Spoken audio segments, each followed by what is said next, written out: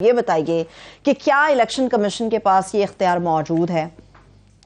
नहीं, इख्तियार तो उन्होंने जिस तरह तशरीह कर रहे हैं वो इस्तेमाल कर रहे हैं, पर असल बात यह है कि इस रोज़ का ये जो बयान इलेक्शन कमीशन की तरफ से आ जाता है कि आज उन्होंने तोशाखाना केस में नाअहल कर दिया, आज वो चेयरमैन के लिए उन्होंने कार्रवाई शुरू कर दी कि चेयरमैन वो नई पार्टी के रह सकते, तो उससे कई लोग ये तासुर लेते हैं कि जनाब शायद इमरान खान को बैन किया जा रहा है। ये ऐसा नहीं है बिल्कुल भी। उसकी वजह यह है कि ये अभी प्रोसेस है, ये हाई कोर्ट में ऑलरेडी वो शायद जा चुके हैं, फिर उसके बाद सुप्रीम कोर्ट में जाएंगे, फिर अगर ये तोशाखाना का साबित करना है तो इलेक्शन कमीशन, हम बार बार कह चुके हैं कि वो ट्रायल कोर्ट नहीं है, वो इसको जब तक इसके ऊपर ट्रायल ना हो, ट्रायल के लिए तोशाखाना को ऑफिशियली डी क्लासीफाई करना पड़ेगा और उसके अंदर जब ये खुलेगा तो सारी ही पार्टियां आ जाएंगी, बाकी लोगों का ज़्यादा इसके अंदर ख़तरनाक मवाद उनके ख़िलाफ़ ज़्यादा निकलेगा। तो ये कल नहीं होने जा रहा है, फ़र्ज़ करें हो भी जाए तो बात यह है कि जो पॉपुलर पार्टियां होती हैं जिसका एक वोट बैंक होता है वो इस तरह की कानूनी रुकावटों से रुकती नहीं है। उसकी सबसे बड़ी मिसाल ये है कि नून लीग नवाज शरीफ साहब को ताहियात नाअहल कर दिया गया, उसके बाद वो उनको कैद की सज़ा हो गई, वो जेल में चले गए, इस वक्त मफरूर हैं, मगर उनकी पार्टी उनसे टीवी पे भी दिखाती है, प्राइम मिनिस्टर मुलाकात करना चाहते हैं और उन्होंने सुप्रीम कोर्ट के तहत वो प्रेसिडेंट नहीं रह सकते, अब वो कायद कहलाते हैं। उससे पहले MQM जो है, अल्ताफ़ हुसैन पे इतने मुकदमात थे मगर कायदे तहरीक वो रहे इतनी अरसा तक। इसमें पीपल्स पार्टी है, पीपल्स पार्टी को मुशर्रफ ने बैन कर दिया था, उसके बाद उन्होंने 4P, इस वक्त भी जो पीपल्स पार्टी रजिस्टर है वो पाकिस्तान पीपल्स पार्टी नहीं है, वो पाकिस्तान पीपल्स पार्टी पार्लियामेंटेरियन। तो ये अगर PTI का वोट बैंक है, इमरान खान की जो मकबूलियत है, तो ये थोड़ा सा जुर्माना हो जाएगा या नॉमेनक्लेचर चेंज हो जाएगा, नाम की तब्दीली हो जाएगी, तो ये इससे ज़्यादा इसके अंदर वो नहीं है जितना लोगों ने कर लिया कि ओहो पता नहीं कल को वो उनको पार्टी से निकाल दिया जाएगा और वो बैंड हो जाएंगे, इस तरह नहीं होने जा रहा। लेकिन आमिर साहब, आपको नहीं लगता कि आपने नून लीग की मिसाल दी, पीपल्स पार्टी की मिसाल दी, तो वो अपने साथ मौरूसी सियासत लेके आए हैं। खान साहब के पीछे तो कोई भी नहीं खड़ा सिवाय उन लीडरों के जो इस वक्त हमें टीवी पे नजर आते हैं और उनमें भी हमें धड़ेबंदी नजर आती है। खैर, मौरूसियत तो PTI में नहीं है, मगर ये हमारी सारी सियासत में एक बड़ा इशू है कि एक किसी जगह मौरूसियत है तो किसी जगह कल्ट पॉलिटिक्स है कि पूरी PTI इमरान खान के इर्द गिर्द घूमती है। उस वजह से सेकंड टियर नहीं है। सेकंड टियर में फॉर एग्जांपल असद हैं, उसके बाद जो है शाहमूद कुरैशी हैं, काफ़ी लोग हैं, मगर वो पहला ऊपर है तो उसके बाद दूसरा नंबर जो है ना वो 8वें से शुरू होता है। तो वो स्ट्रक्चर्स नहीं है, पार्टीज़ के अंदर डेमोक्रेसी नहीं है। इवन PTI ने कोशिश की थी कि अपना इलेक्शन करवा सकें, वो फिर कंट्रोवर्शियल हो गए, फिर किसी ने समझाया छोड़ो तुम्हारी पार्टी है, इसको अपने कंट्रोल में रखो, तुम जेन्युइन इलेक्शन करवाने चल पड़े हो, तो वो रुक गया था सिलसिला। तो मेरा ख्याल है एक अच्छी बात है अगर पार्टीज़ के अंदर डेमोक्रेसी हो और उनको इलेक्शन प्रॉपर करवाए जाएँ, कार्रवाई के तौर पे सारी पार्टियाँ कार्रवाई के तौर पे करवाती हैं सिर्फ इलेक्शन कमीशन की खानापूरी के लिए, तो ये बड़ी अच्छी चीज़ होगी। मौरूसियत का भी जवाब है और जो है कल्ट पॉलिटिक्स का भी यही जवाब है, और ये हो जाए तो बड़ा ही अच्छा हो जाएगा हमारी सियासत के लिए। ठीक है, लेकिन एक पॉइंट तो ये कह रहे हैं कि शायद खान साहब के लिए कानूनी तौर पे यहाँ पे मुश्किल है, मगर दूसरे ये कहा जा रहा है कि जिन पे तकिया था वही पत्ते हवा देने लगे। परवेज इलाही साहब जी, परवेज इलाही, मैं इस वक्त सारी जो सियासत का महवर है वो परवेज इलाही साहब के गिर्द घूम रहा है, और बुनियादी सवाल ये है कि असम्बलियाँ इमरान खान ने अनाउंस कर दिया है कि वो तहलील करने जा रहे हैं। तहलील करने में सबसे ज़्यादा पंजाब मैटर करती है और पंजाब के चीफ मिनिस्टर हैं परवेज़ इलाही साहब। परवेज़ इलाही साहब का एक माजी रहा है कि परवेज़ इलाही साहब पहले जिस तरह हर पार्टी के साथ वो रहे हुए हैं और वो हाल ही में PDM में जा चुके हुए थे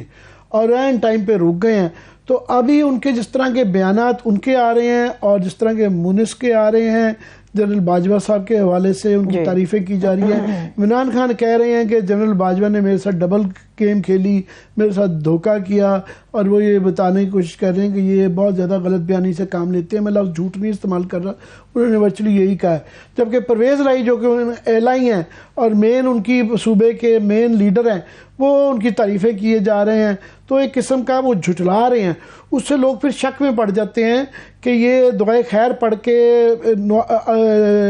आज़म ज़रदारी साहब के साथ लास्ट मिनट में उधर PTI में चले गए थे। फिर लोग शक में पड़ जाते हैं कि पता नहीं ये तहलील जो करने में डिले आ रही है या रिलक्टेंट है, तो शक तक हो नहीं जाता, तो ये शक रहेगा। दूसरा ये कि उनका ये जो बयान है जनरल बाजवा के मतलब ख़ास तौर पे कि जी वो तो बड़े अच्छे आदमी थे और वो तो बड़े मुखलिस थे पीटीआई के, और ये जो डिस्क्लोजर है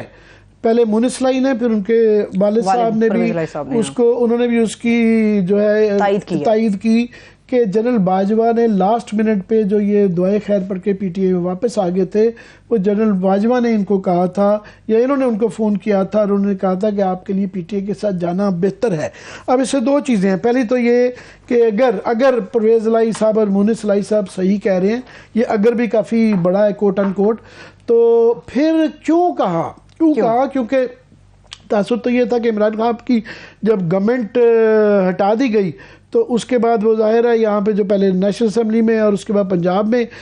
गिराई गई, तो उसमें बड़े ऑब्वियस ही नज़र आ रहा था कि जनरल बाजवा और इमरान के दरमियान एक दरार आ गई है। तो इससे क्वेश्चन आता है कि अगर वो दरार आ गई थी तो वो फिर उन्होंने इमरान खान की पंजाब के अंदर गवर्नमेंट क्यों बचाई, क्यों परवेज़ लाई को उधर ले गए। पहली बात तो ये है कि इससे एक वाज़ेह हो जाता है, मज़ीद वाज़ेह हो जाता है कि वो जनरल बाजवा जो ये क्लेम करते थे या ISPR की तरफ से बार बार ये आता था कि हम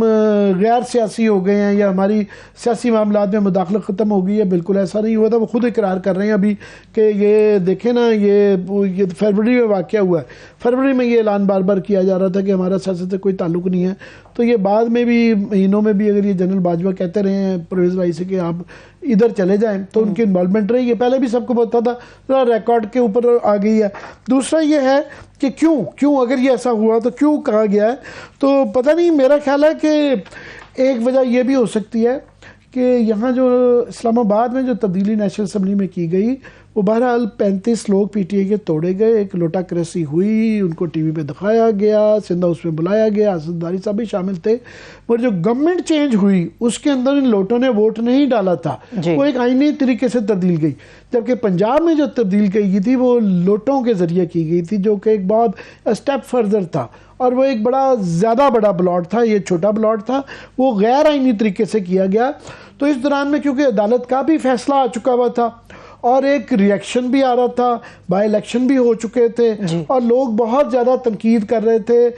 अदारों पे भी और जनरल बाजवा पे भी। सो मे भी मेरा ऐसे ही मैं कह रहा हूँ, अगर ये हुआ उनकी बात मुनिस लाई की, परवेज़ लाई की, कि अगर उनकी बात ये दुरुस्त है तो उनकी रीजनिंग ये हो सकती है कि वो क्योंकि वो भी, और याद रहे कि वो दरमियान में उनकी वो जो कह रहे हैं कि डबल बातें करते थे, उनके राब्ते थे, इमरान खान से भी राब्ते थे, शायद ये वो स्टेज थी जिसमें वो इमरान खान से मुलाकातें कर रहे थे, ये लोग आ रहे थे जा रहे थे, और उन्होंने देखा कि सारे अंडे अगर शहबाज शरीफ की बास्केट में, PDM की बास्केट में डाल दिए तो शायद वो भी नहीं चाह रहे थे, तो वो डिवाइड एंड रूल वाले गेम भी खेल रहे थे, तो इसलिए, मगर उस पर बहस चलती है। ठीक है, अब आपने परवेज़ लाई साहब की बात की थी, क्या वो असेंबली तहलील करने से भाग रहे हैं? द मेजर क्वेश्चन है जी। हाँ, अभी ये है कि पहले तो ये इस तरह लग रहा था, एक दो दिन में हफ्ता इतवार को इमरान खान ने कहा कि ये तहलील कर दी जाएगी। पहले तो इस्तीफे थे, फिर तहलील पे आए, तहलील के अंदर भी लग रहा था जल्दी हो जाएगी, उसके बाद फिर डिले आई, डिले के बाद वो 20 दिसंबर आई। अब 20 दिसंबर से भी खबरें आ रही हैं कि शायद 30 दिसंबर तक भी जा सकती है। 21 दिसंबर को तहलील कर देंगे अगर ना वो जो है 31 दिसंबर तक भी जा रहे हैं, 21 पे भी कोई जा रहा है, कई लोग कह रहे हैं जी 1 जनवरी के पहले हिस्से में भी जा सकता है। अच्छा। इमरान खान कह रहे हैं दिसंबर के महीने में कर देंगे। तो ये जो डिफरेंट डेट्स आ रही हैं उसके पीछे एक शक रहता है। मैंने कहा परवेज़ लाई जब तक ये हो नहीं जाता उन पे शक ही रहेगा, क्योंकि वो मुतबादल पावर सेंटर्स की सुनते हैं, उनके ऊपर ये शक रहता है कि पता नहीं वो क्या गेम्स खेलते हैं। वो तो एक सियासी वजूहात है ना। मैं आपको जो बताने वाला हूँ कि इसके अंदर जो है और वजूहात भी हैं, तहलील ना करने की वजूहात जो हैं वो सियासी से ज़्यादा कारोबारी भी हैं, और वो कारोबारी इस तरह है कि इस वक्त जो है एक तो लॉजिक मंतक समझ आती है सियासी के, उनके मेंबर्स ने ये कहा है, क्योंकि PTI भी मान गई है कि जनाब ये आप जो जल्दी में करेंगे ना करें, हमारे काफ़ी सारे डेवलपमेंट फंड्स आ रहे हैं, उसमें से कमीशनें होती हैं, फिर वो कह रहे हैं कि जनाब जल्दी जल्दी इस वक्त नौकरियां खुल रही हैं और फंड टेंडर खुल गए हैं और उन पर स्पीड अप कर दिया गया।